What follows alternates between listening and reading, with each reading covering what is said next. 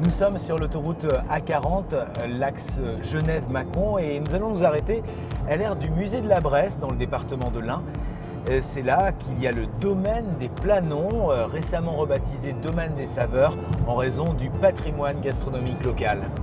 L'aire de repos offre un accès direct au musée. Le temps de se dégourdir les jambes sur quelques centaines de mètres, et le domaine des saveurs annonce fièrement la couleur. Bonjour. Bonjour. Où est-on ici? C'est une ancienne propriété agricole qui aujourd'hui abrite une partie contemporaine dans laquelle il y a des collections indinoises sur le savoir-vivre et le savoir-être indinois, traditionnel et culinaire, et également une ferme traditionnelle bressane qui est un monument historique. Vieille de 4 siècles, cette ferme bressane en impose. Les caméras de télé l'adorent. Le décor est idéal pour parler de cuisine authentique. Son architecture attire aussi l'œil. Donc là, on voit cette cheminée. Elle nous saute aux yeux, en fait. Qu'est-ce que c'est cette cheminée? Alors pour l'instant, là, vous ne voyez que la mitre, vous ne voyez pas la cheminée complète, parce que la cheminée, forcément, elle traverse tout le bâtiment.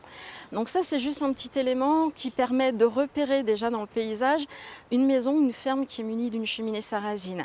La mitre est importante aussi, parce que plus cette mitre est belle, plus elle est ouvragée, plus on montre qu'on est riche. Et alors sarrasine, pourquoi? Alors sarrasine, c'est simplement parce qu'on a des gens qui sont venus, qui ont vu ces cheminées, qui les trouvaient étranges.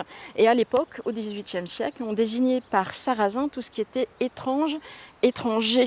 Et donc ces cheminées se sont dénommées ainsi, puisqu'elles étaient étranges. Et c'est ce terme qui a été conservé par la suite, simplement. Attention la poutre. On a une cheminée qui est vraiment importante puisqu'on a une hotte qui fait entre 3 et 4 mètres de côté, et ce qui fait que vous avez une superficie au sol de 12 mètres carrés, ce qui permet vraiment à toute la famille et aux amis de se réunir autour de ce foyer.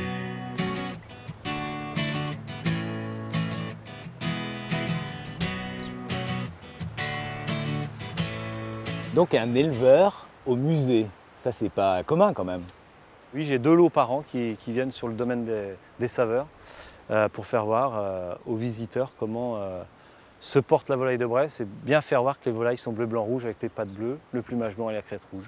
Et c'est un élément du patrimoine gastronomique français dont on peut être fier, dont vous êtes fier, j'imagine. C'est une super histoire, quoi. Quand on voit les anciens, ce qu'ils ont fait pour pouvoir avoir cette appellation, nous, les jeunes, on est obligés d'être à la hauteur de tout ce qu'ils ont fait. Donc voilà, il faut mettre en valeur, il faut communiquer, donc c'est très important. À la base de l'alimentation de la volaille de Bresse, il y a le maïs. Ici, les champs sont transformés en labyrinthe, le temps d'un été. C'est un dédale qui fait presque 4 km que vous allez découvrir. On a fait un pari, on n'a pas arrosé notre champ de maïs. En fait, il faut laisser passer le petit là. Comme ça, si on en perd un, c'est pas grave. On a le droit. Ça m'embête parce que je me fais gronder par les parents. Ah, vous êtes la mamie? Voilà, d'accord.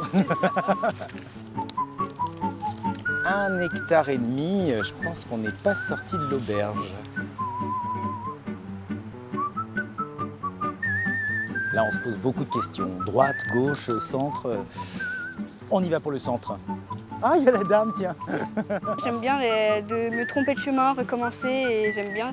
Tu vois pas le haut, comme ça, tu peux pas tricher. Mais après, il y a toujours une sortie de secours si vraiment on est mal, et on est bien, on est tous ensemble, donc on peut se rassurer. Le labyrinthe géant de maïs, c'est ici, au domaine des saveurs, domaine des Planons, jusqu'au 31 août, entre Mâcon et Bourg-en-Bresse. Et croyez-moi, vous passerez un excellent moment. Excellent été aussi à vous.